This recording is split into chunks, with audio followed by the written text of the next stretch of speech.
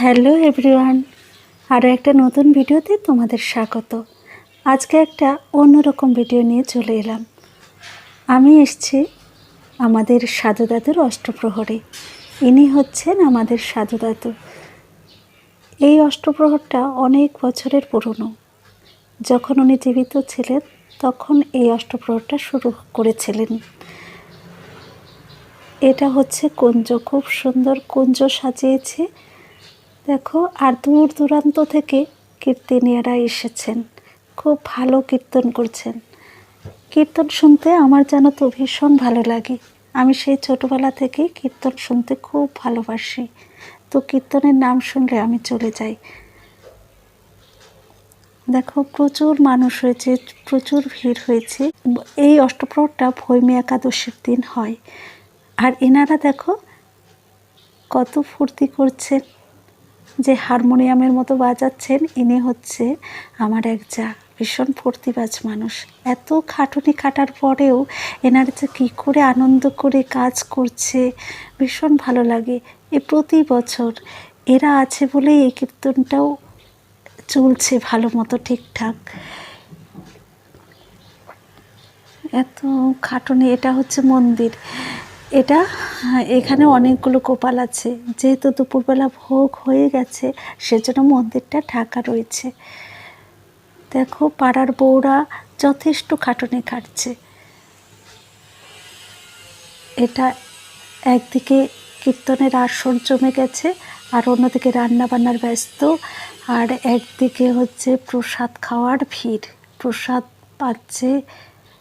আর এনারা বঙ্গাইগাঁও থেকে সেখানে গিয়েছেন কীর্তন শোনার জন্য। সেই পরিবেশটা এত সুন্দর হয়।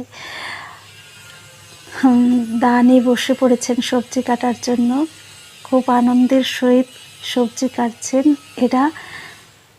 যেহেতু বঙ্গাইগাঁও থেকে লেংটিসিঙা যেতে 1 ঘন্টা সময় লাগে, এই লেংটিসিঙাতেই এই কীর্তনটা হয় প্রতি বছর ভৈমী একাদশীতে।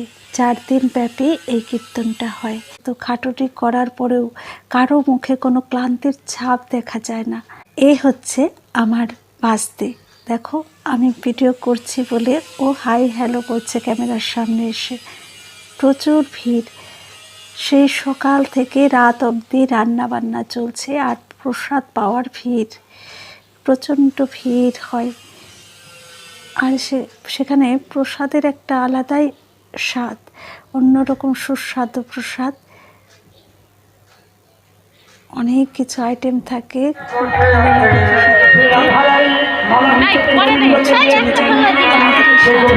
ভালো লাগে দূরান্ত থেকে দক্ষিণা করতে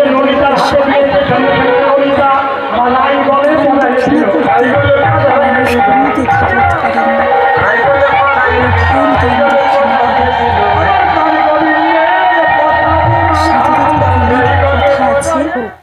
যারা বড়রা অনেক কিছু ওনার বিষয়ে জানে, আমরা যতটুকু শুনি সেটুকুই জানি। কিন্তু এখন উনি যেহেতু নেই, আর ওনার বিষয় বলতে গেলে ভিডিওটা অনেক বড় হবে। সেটা না হয় অন্য ভিডিওতে বলবো কোনো একদিন।